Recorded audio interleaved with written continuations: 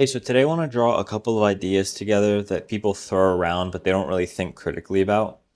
The first of which is like listening to your heart. And then the second of which is the two main points that I'm going to cover, is doing what you know you should do or what you feel like you should do. Because we all have a moral compass. So that's kind of what the second one is follow your heart plus moral compass. They are the same thing.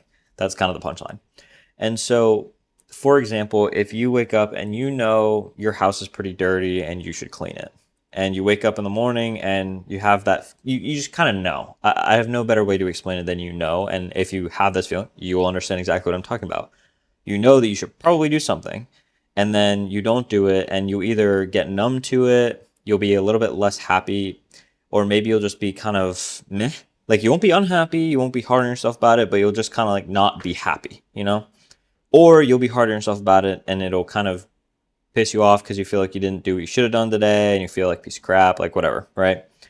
Well, both of these things, the moral compass and following your heart, are really the same thing. For whatever reason, religious, not religious, I don't know. I don't know. It could be psychological. I have no idea. I'm not going to claim to have any cool answers here. But we all have some form of inner voice that is kind of guiding us about what we should do.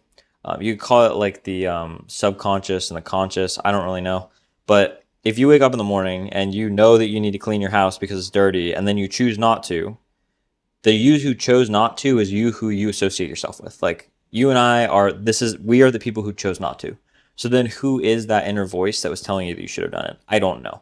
But what I'm saying is that every time I follow that inner voice, and even though I don't want to clean my house, I do it because I know I should, I seem to have a much smoother day. I get a lot more done and I'm a lot more joyful and happy. I look back at the end of the day and I see it as a good day. And so I'm not here to discuss the whys or the hows, but what I'm trying to discuss here is the fact that if you understand what I'm talking about, then you should probably try and learn to heed that feeling and follow whatever your heart is telling you to do, whatever your moral compass or that inner voice is telling you to do. It's all the same thing, right? So if you wake up in the morning, we're going to run with this example, and your house is filthy and you know you should clean it, just clean it. And that is part of discipline, is learning to just heed that. And that's why people say discipline is success.